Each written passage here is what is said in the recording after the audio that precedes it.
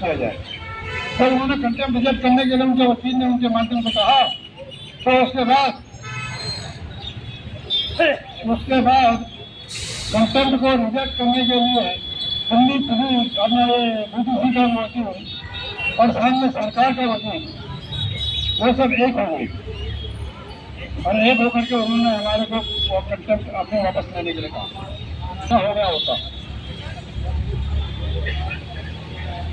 साथियों, अब पेंशन का मामला भी 1 तारीख को पेंशन देने के लिए कोर्ट के आदेश हो रखी है और दूसरी यूनियन के कोर्ट में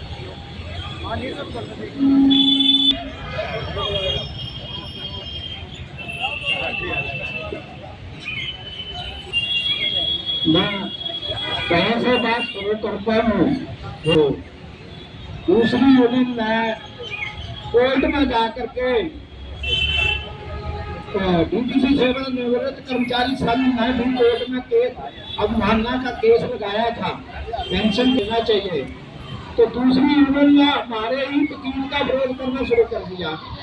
गवर्नमेंट के वकील को और सेंटर मिल गया उसमें कि दूसरी यूनियन भी और ये भी जबकि होगा पेंशन देंगे।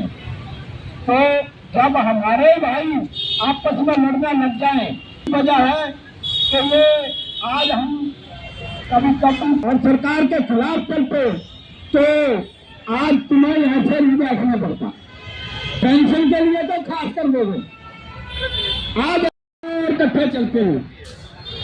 और आज भी कहा था 6 जनवरी 2020 को होना चाहिए और जिस मुद्दे को पकड़ो उसको जड़ तक ले करके चलो। हमारी सबसे बड़ी समस्या एक तो पेंशन टाइम पे नहीं आ रही है। जो इन्होंने 2022 बोर्ड से पास कर रहे थे उसको लागू करो। दूसरी डिमांड है उसमें मेडिकल कैशलेस सुविधा। सेवानिवृत्त कर्मचारी संघ यहाँ पहुँचा हुआ है, किस कारण पहुँचा है? सेवानिवृत्त कर्मचारी संघ का मैं यहाँ पर आज बैठक कर रहे हैं, खुली बैठक कर रहे हैं। हम आपस में चर्चा कर रहे हैं क्योंकि हमारे को जो पेंशन चाहिए 1 तारीख को गवर्नमेंट और दिल्ली सरकार के सभी डिपार्टमेंट के नौकरी करने के बाद में तो उनकी पेंशन 30 तारीख से 31 तारीख से 4 दिन 5 दिन पहले आ जाती है। लेकिन यहाँ पे 40 साल नौकरी करने के बाद उसके बावजूद हमारी पेंशन को भी हमें 10 दिन वेट करना पड़ता है, 20 दिन वेट करना पड़ता है, महीना निकल जाता है, कोई 2 महीने निकल जाते हैं। सरकार लाने के लिए वर्तमान कर्मचारी है, लेकिन हमारे को वो लाभ नहीं मिल रहा है। सहयोग किया है आज हम बैठक कर रहे हैं और इस बैठक में हम बैठ करके अपनी चीजें सरकार के सामने रख ली। आज हम सरकार के पास बात करेंगे। आज की बैठक हमारी बहुत बड़ी होने वाली थी, लेकिन मुझे लगता है कि कुछ न कुछ ऐसा हुआ है कि शायद सरकार को लगा कि हमारे विरोध में ये हो रहा है, जबकि ऐसा कुछ भी नहीं था। हमने सरकार के विरोध में कुछ करना था। हम सभी स्वयंसेवक हैं, संघ के स्वयंसेवक हैं। 40 वर्षों से भारतीय मजदूर संघ में हमने काम किया है।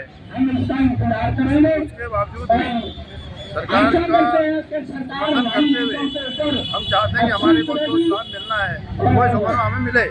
आज 70 साल के बुजुर्ग मेरे सामने खड़े हैं। ये हमारे कैशलेस मेडिकल योजना का लाभ नहीं मिलने की वजह से लोग इतने परेशान हैं कि उनकी आयु बीच में ही खत्म हो जाती है। मेरी बात बीमार है, 10,000 महीने करीब की दवाई जा रही है और अगर हमें कुछ पेंशन नहीं मिलती है समय में तो लोगों से कर्जे लेना पड़ता है। कर्जदार भी 1 बार देगा, 2 बार देगा, बार-बार पैसा कहाँ से देगा। मैं खुद बीमार है, पर मेरी दवाइयाँ आती है, डिस्पेंसरियों में लाइन में लगना पड़ता है। अगर ये तो शायद हम राहत महसूस करें। जब ये सत्ता में नहीं थे, प्रदेश भरवा जी भी आए, सब आए। ऐसा है कि अभी हमारे को योजना का लाभ है वो जैसे हम चाहते हैं कि जैसे अन्य सरकारों में अन्य सरकारी कर्मचारियों को मिल रहा है, अन्य केंद्र सरकारी कर्मचारियों को मिल रहा है, वैसे ही हमें भी मिले। कम से कम हमने 40 साल नौकरी की है। हमारा परिवार आज हम बोझ ना बने अपने इलाज के लिए। ये हमारी मुख्य रूप से सरकार से अपेक्षा है और हमारी बातचीत इस पर सरकार के साथ चल भी रही है। हम उम्मीद करते हैं कि सरकार हमारी बात को जल्दी मानेगी और जो पेंशन का मामला है, ये पेंशन भी हमारी सुनिश्चित करी, 1 तारीख को हमारी पेंशन आ जाए। आज हमारी उम्र नहीं है कि हम 10 पेंशन के लिए नेशनल मेडिकल योजना के लिए 10 बढ़ हमें सेवा के जैसे और राज्य सरकार कर्मचारियों को लाभ मिलता है, वही लाभ हमें भी मिले और इसके लिए आज हम इस बैठक में निर्णय लेंगे, आगे योजना बनाएंगे। धन्यवाद। क्या निर्णय लेंगे सर इस बैठक में, क्या क्या मुख्य बातें रहेंगी? यही है, हमारे 4 मुद्दे हैं। एक तो समय पर पेंशन मिले, दूसरा मुद्दा है कि हमें कैशलेस योजना का लाभ सभी कर्मचारियों को मिले, तीसरा है कि अपना जो 500,000 रुपया मेडिकल अलाउंस हमारा 2017 से डूबा है वो हमारे उसकी पेमेंट हो, और चौथा मुद्दा है कि जून में इंक्रीमेंट लगनी थी, जो जून में रिटायर हुए थे उनको इंक्रीमेंट लाभ मिलना है, वो हमारा जो है लागू हो।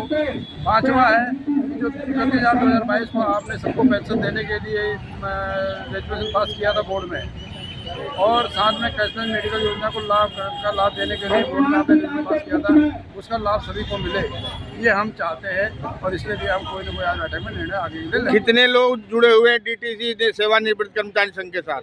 हमारे साथ लगभग काफ़ी संख्या है।